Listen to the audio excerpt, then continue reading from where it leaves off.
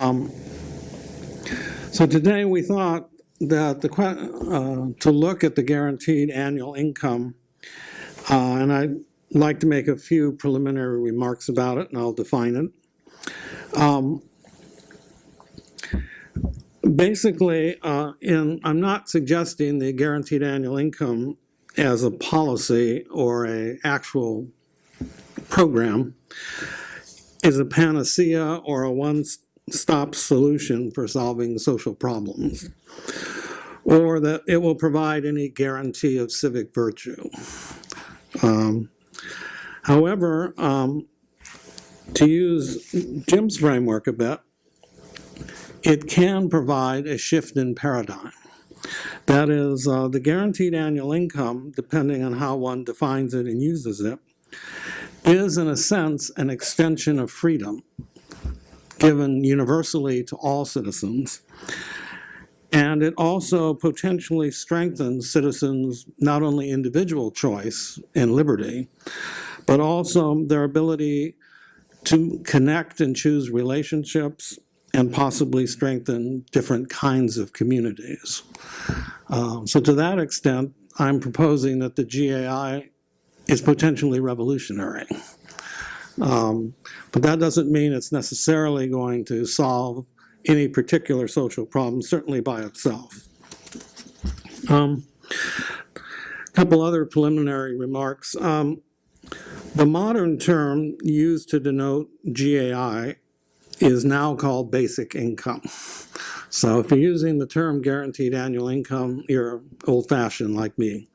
But in fact, the word basic is basic income, defined as income paid in cash, not kind, paid by a political community to all its members on an individual basis, without a means test or work requirements.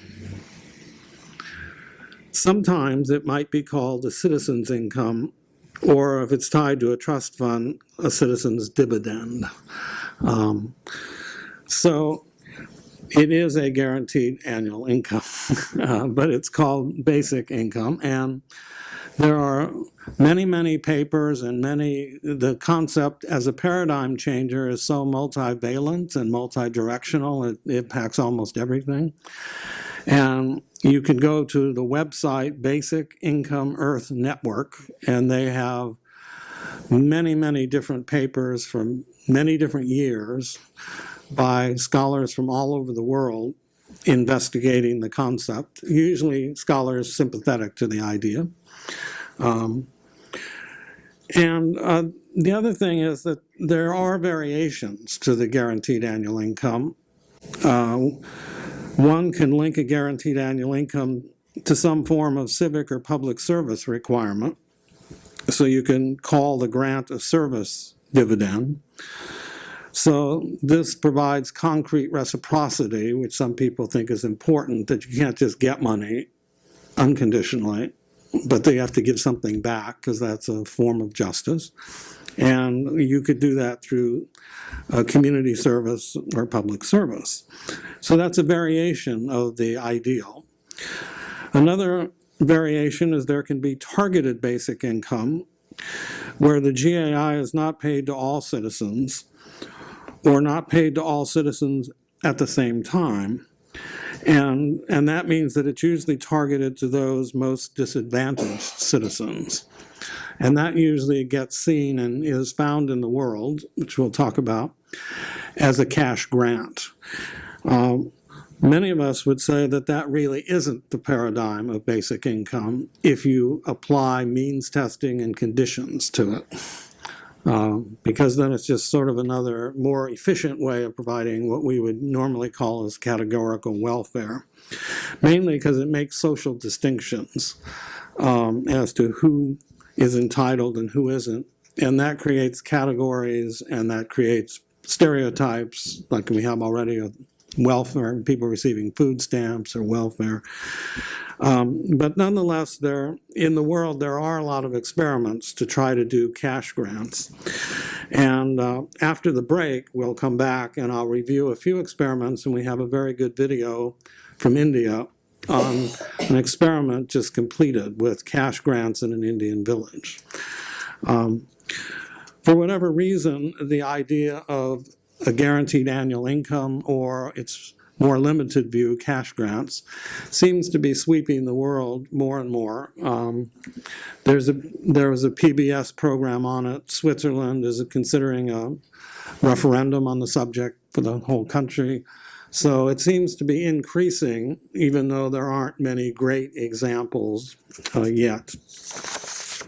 Now, this paradigm shift sort of, in some ways, goes along with the paradigm shift of entering the modern era itself. So there may be some usefulness in exploring a little bit of history, because at the cusp of the modern era, especially in France with the philosophes, the issue of economic subsistence in a newly emerging democratic society, one that is not a feudal system run by patronage and the king anymore, was discussed by many scholars and mathematicians to create some kind of justice. Many people who explore this subject, though, do point to the seminal essay by Thomas Paine, written in France in 1790, called Agrarian Justice. Here, Paine illuminates the problem. The present state of civilization is as odious as it is unjust. The contrast between affluence and wretchedness, continually meeting and offending the eye, is like dead and living bodies chained together.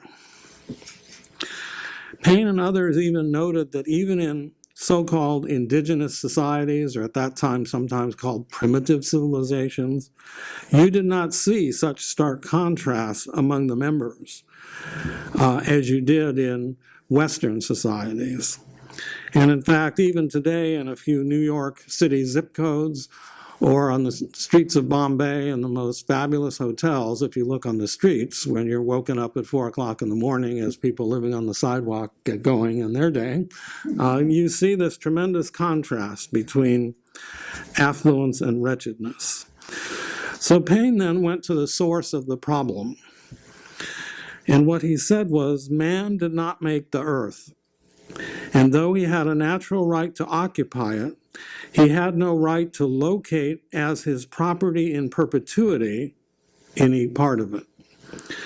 Neither did the creator of the earth open a land office from whence the first title deed should issue.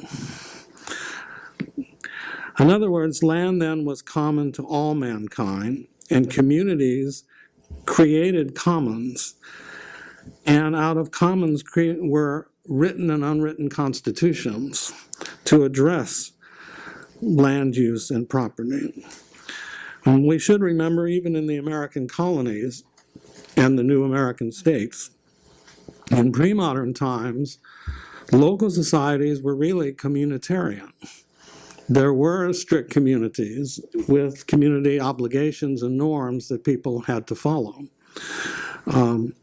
Yet there was this issue of the stark contrast between affluence and wretchedness.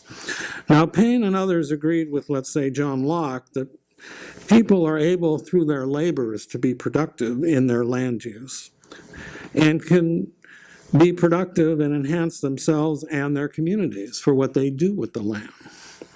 And thus they deserve some right to their property, their private property or their personal property, because they worked it, so to speak, and it came from them. Paine wrote, however, that every proprietor thereof of cultivated lands, and they improved things, still owed the community a ground rent, for I know of no better term to express the idea, such that all citizens who were originally entitled to access of the land gain a rent by those who were prosperous and used the land for their private property. And as such, each individual attaining to the age of 21 should receive the sum of 13 pounds sterling as compensation in part for the loss of his or her natural inheritance by the introduction of land property. and the sum of £10 per annum during life to every person now living of the age 50 years, and to all others as they shall arrive at that age. Thus, this is the first sort of enunciation of a cash grant that leads to a guaranteed annual income, with the rationale being that everyone is entitled to access to the earth and to some kind of economic subsistence prior to and unconditionally before people who are talented develop their land and their productive qualities. It was for Paine the idea that it would reduce massive misery, would reduce to some extent the contrast between affluence and wretchedness, and would also allow individual flourishing, certainly the grant at 20 years old, and the economic subsistence, probably the cash grant at 50 at that time, all of which leads to a more universal society.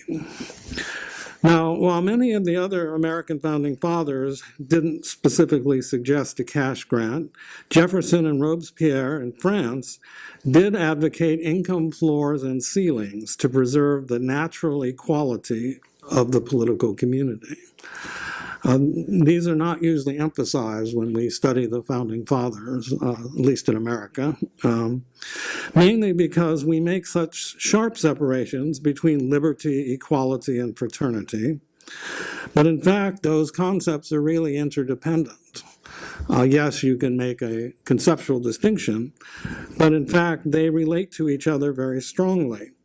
So that external liberty provides a basis for a person's recognition in society, basically of its natural equality, that each individual has a natural equality, but you need liberty in some way to provide the conditions for the expression of natural equality, where despite one's occupation or status or whatever, everyone is essentially, as a human being, equal in a common humanity. Again, going back to Paine in a way in his beginning, where everyone has access to the earth. And that fraternity then comes into play with this natural equality because people are not similar. Equality does not mean similarity. And so people need to learn and account for the diversity and change and how they interact with each other. And it's through that fraternity based on an acceptance that everyone has a human dignity and a voice and an expression and a contribution to make that people can learn to live together. Obviously, these linked concepts, if you link them, come through with the fact that, as has already been mentioned, individuals had the right to pursue happiness. But they also had the right to the means to obtain happiness. And that included economic subsistence. That is, if you didn't give people economic subsistence, they would not have the right to the means to obtain happiness. So that happiness, the pursuit of happiness doesn't mean anything if you don't have the means or the possibility to obtain it, even in a minimal way. So these were some complex of ideas. I'm not suggesting that the majority of people necessarily agreed with them or even knew about them. But these were the complex of ideas which historically came about. And the reason I mention this, because one, you can always say, oh, this is ancient history, and okay, is that remember, at that time, democracy was not accepted as an idea, the way we know democracy. And in particular, even within that democracy, the fact that the masses had an individual right, the masses were rabble-rousers and ignorant, and why do you claim they should govern anything? When they don't know anything, they're just rabble-rousers and go and drink at night. Or that women and minorities, of course, are less than capable. Women are too emotional to be able to govern. These ideas were very, very strong, as you well know, since it took in the United States until 1920 for women's suffrage to occur. And we might remember that as we start to think about the guaranteed annual income and issues about whether, well, people are lazy or whether this or that. Because there are a lot of stereotypes that may or may not be true, but may die hard. So, but this is what occurs when you do something revolutionary in terms of the ideas as well as the practice. Well, with the development of modern capitalism, obviously we've known that inequality became very noticeable, and we had a shift in the meeting between welfare and development. Well, welfare was assumed to be part of development. You know, the company town would provide jobs for everyone, and that we'd have progress in many fronts, and people's standard of living would go up. But then, as welfare became more a part of corporate society, it became an external cost of development. So welfare and development were separated out. And in many modern states, the welfare state and variations of government redistribution programs were tested and implemented in various forms in Europe and the United States, for example, partly, especially in the United States, is in response to threats of fascism and communism. Better to develop a Social Security Act and a Labor Relations Act for peaceful labor negotiations than to be faced with the threat of communism or fascism in the 1930s, which was a major threat in the United States. So,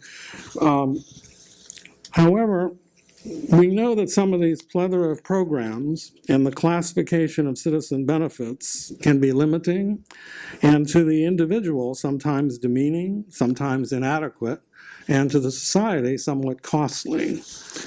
And Martin Luther King and many others, but Martin Luther King sounded the clarion call in 1963 in his essay entitled "Where Do We Go From Here?", where he made a case for a guaranteed annual income based on society's median income.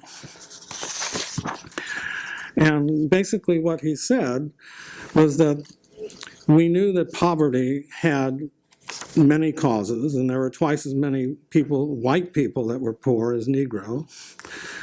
And that our conventional belief is the way to attack these causes of poverty is to attack each cause separately. Special housing programs to improve basic shelter, educational facilities to enhance degree opportunities, family counseling to keep at-risk families together, etc. But he noted there are several flaws in that conventional approach to eliminating poverty. Many faceted poverty programs are not coordinated and operate pretty much ad hoc and independently, and that their success rate is variable in effectiveness, and they work in such piecemeal fashion that sometimes they don't touch people at the poorest level, and they tend to be very burdensome. So that government, in approaching poverty, which means lack of a living income, attacks it only indirectly by specifying secondary causes like housing, education, and family structures. So his solution was the guaranteed annual income. However, he recognized that the GII meets with skepticism. First, people say it stifles initiative and responsibility if you give people unconditional cash. And that the poor and the unemployed are often out of work in ways that it's unpredictable, and that they may not be able, even if they had the cash, to find sustainable work. And so the problem then is that even when the economy expands, it may not eliminate poverty and the choices that are made. So he's suggesting that there are fundamental economic problems of capitalism which then exacerbate the inequality and the poverty level. One is that production is far more sophisticated than our ability to control the free market and the effective fit between education, skills, and employment. And in addition to that, the economy is unpredictable even when it does expand because we don't know who it expands for, who actually can buy more or buy less. And the more that people have inequality or poor, they may not be able to be part of the consumers that keep the economy going. So King's solution was we must either create full employment or create incomes if we're going to meaningfully address poverty and its social evils. And the poor, especially, but all people must be made consumers. So he wanted the GAI to reverse the conventional program modes, and that by giving people a guaranteed living income, people can solve their own housing, education, and family problems through choice and with working with civil society, nonprofit groups, as well as government. And that this GAI would have multiple psychological effects, which were very important, and this goes to the changing of the paradigm idea, of increasing individual dignity, that you're not viewed as somehow a leech on society or a welfare queen or all those, or food stamp this, and we've all heard these things. And in fact, in the market, in the supermarket line, all of a sudden you see people use food stamps and you haven't seen it much before. You do think about, these people are using food stamps, even if you agree with them that it's okay for them to have food stamps. But you're already stereotyping, categorizing, impinging on people, and you don't know why they need food stamps, why they got in that problem. It's not maybe because they're lazy. There are all sorts, as you know, of other reasons. So that was King's proposal. Income must be pegged at a median income level and not at the lowest income level. For King, this is his proposal, and must be periodically adjusted when the total social income increases, and presumably maybe when it decreases. He claims two economic classes of people have a guaranteed annual income: wealthy investors, and ironically, people on traditional welfare. They already have, you might say, a guaranteed annual income as it is. So it isn't that we don't have it already. But why not raise the floor for people to have a meaningful level of life, and particularly to make it universal? That all people should have a guaranteed annual income, rich and poor. There are no distinctions. It's just part of being in the commons, part of being in the broader political community, the republic, which is where we've all come from initially to begin with. Now, the guaranteed annual income has received support from political advocates and economic experts on both sides of the political spectrum. Milton Friedman, the conservative economist, and Republican President Richard Nixon offered variations on it, sometimes called a negative income tax. And liberal economists such as John Kenneth Galbraith and social work advocate Frances Fox Piven, who wrote a book called Regulating the Poor, where we use poverty programs to actually regulate the behavior of the poor. They have to go to work, and they'll be denied benefits if they have a felony, and then, it's all a management, a society elites managing the poor. So they advocated GAI from the left. What's new is that we're recognizing, as Martin Luther King envisioned, that our global world and global casino of speculative capitalism, sloshing 24/7 through electronic computers around the clock, has combined with the unpredictable economic and dislocative impacts of climate crisis, the speed of technological change and worker displacement, global disease, and other forces that have made life on the planet, and certainly employment life, very precarious. That it isn't now just pockets of structurally unemployed poverty, persons for cultural or educational or prejudicial reasons, but everyone, that not only should we have a universal income, but that's matched by a universal precariousness. That we're all precarious. An earthquake tomorrow, and we could be in a very precarious situation right here. And so as Professor Guy Standing has thus talked about a new class of people, and he calls it the Precariat. And the Precariat cuts across boundaries of social class, race, and religion, and thus makes a sense that economic globalization and its precarious impacts has made us aware of our common vulnerabilities.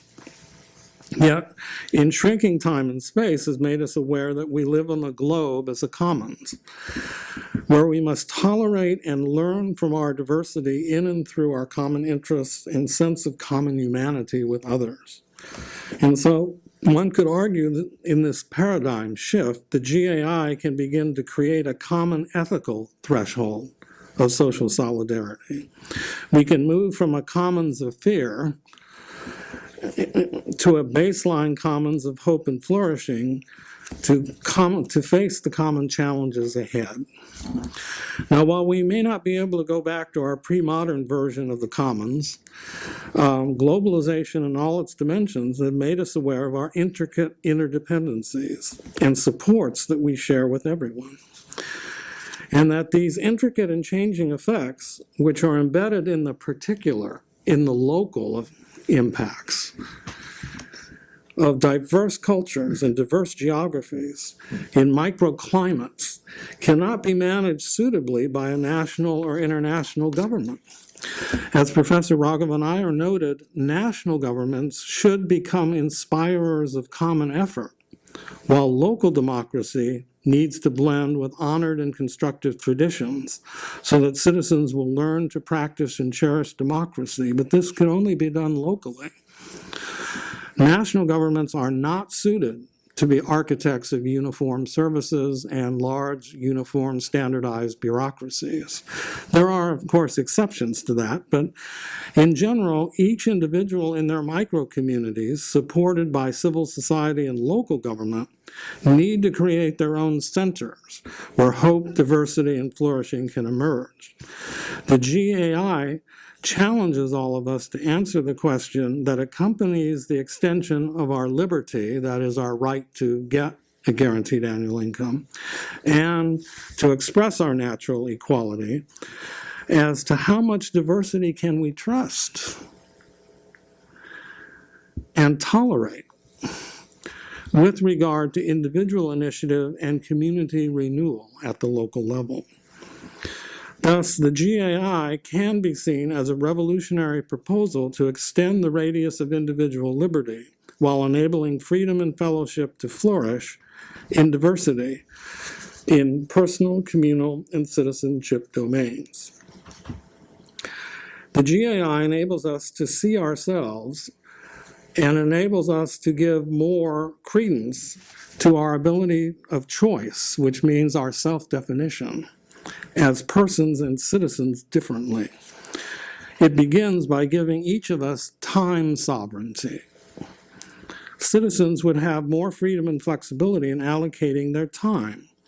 They can choose between allocating personal time, communal time, household time, civic time, and employment or production time in ways that are more flexible to their own and their family's lifestyles, cycles, and phases and needs. Because if everyone got a grant, a cash grant of guaranteed annual income, you can link with others who got this, and then you can decide when and where you can creatively and flexibly be able to coordinate your life at a particular time and place of lifestyle. So obviously, when people are getting married, when they have children, later on, when the children grow up, all this then provides much more creativity. And furthermore, much more social support if you're willing to reach out to others. Because you can combine this guaranteed annual income. Remember, this is not saying this is all the income you're going to get. It's not saying you're not going to work. But these are minimums to try to get people above the psychology of precariousness, of the problem with the precariat. Thus, the GII enriches micro-community building, including intentional communities, by providing an income floor for individual economic subsistence and for the opportunity for pooling resources to create more sharing and collaboration. In short, an extension of more freedom and fellowship. The GAI can also change how we view citizenship and who we are as citizens. In the political sphere, most democracies, for example, are based on representative delegated modes. Voters give delegations of authority to elected officials who then implement the laws and initiatives and delegate to functionaries and experts to implement them for the people or for whatever interests that want to be beneficiaries. Now, with the advent of microtechnologies such as more self-sufficient solar energy and other microtechnologies for productions of goods and services, 3D printers have seem to be the image of that, citizens are less dependent on large-scale delivery of goods and services and big government per se. But citizens have the flexibility of customizing and self-provisioning of their own services.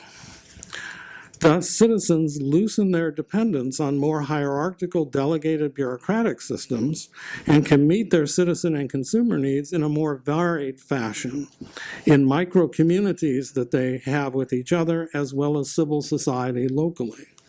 Of course, there still remains roles for large-scale organization and especially for experts. But citizen engagement locally calls for an integration of experts in a dialogue with citizens in their communities wherever possible. So now you have a much more flexibility where the citizen is less dependent on being told what to do by the bureaucracy or having to put up with it. And they have a lot more choice and the ability and the means to create that choice. In fact, thus the GII strengthens the historical Republican ideal, which goes back to the founding, of non-domination. That's the principle, by institutional power as well as monarchy. Non-domination, be it the public or private sector, with their rigidities and subtle coercions or outdated superstitions, which give men unwarranted power over other men and women. As Raghav Nair writes, reciprocity between men is more effective when their minds are more rounded than angular. The relations between men are not all like those of a machine or of an organism. Thus, being part of a machine model of bureaucracy, a machine model of production, where your voice is not usually heard very much, except only in maybe ways you can improve the machine, but not questioning any major assumptions, we're not developing healthy citizens with a moral sense. Rather, it's just basically let's do continuous improvement in work, which is nothing wrong with that, but it's very instrumental. It's not really producing citizens or enhancing citizen life. So, thus, the less conditioned an individual is by their own hierarchical social structures, the more an individual the person is likely to become. This enables a person then to find a sense of inward freedom that can be reinforced by external choice and fellowship, yet can also transcend it. Of course, that raises the question of whether people are able to do that. And that's a big question. But then, remember, when this country got formed, can relative individual citizens, can they exercise the responsibility to be citizens and vote? And a lot of people didn't think so, and that's what made, and so now we're facing essentially the same question. Can people actually exercise responsibility and choice? But it does allow for lifelong learning, more lifelong learning. We will have more time to care, more time to ponder, to have a bit more psychological space to be in a more open mode than simply a closed focus production mode. And that we may find that in our exploration, find that the impulse to serve may be just as important as the impulse towards self-preservation.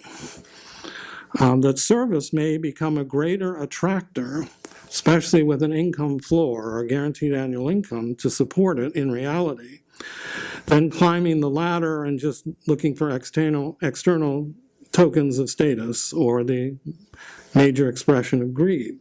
Some of our young people are already learning this, that being of service and embodying an economics of sufficiency rather than the values of competitive unlimited growth and looking at sustainability as a lifestyle it's already starting without a guaranteed annual income, although like was pointed out, we already have a guaranteed annual income for some people. So we may be emerging into something that may be more globally sustainable, where advanced societies don't use 40% of the world's resources for themselves, but there is a shift then in social values. And so basically, the more varied, flexible, and changing a man's expectations and criteria of achievement, and a woman's assumption and man's assumption of a personal responsibility for choices, the richer he will be or she will be as a person, which may be true wealth. And with that will go the capability of creating a greater variety of meaningful relationships with others, that allowing a sense of this inner freedom in the culture, not just in particular individuals that may be exemplary or this or that, but allow people to think about different choices and exercise personal responsibility in different choices. In the same way, even a small marketplace capitalist system of Adam Smith allowed farmers not to always be told what to do with their crops, but now they had to think and make choices about what to do with their crops 250 years ago. So basically, the argument for the GAI may lie not necessarily with solving poverty, things like that, but moving people up from economic precariousness and aid in the process of individual choice, individual liberty, and fellowship.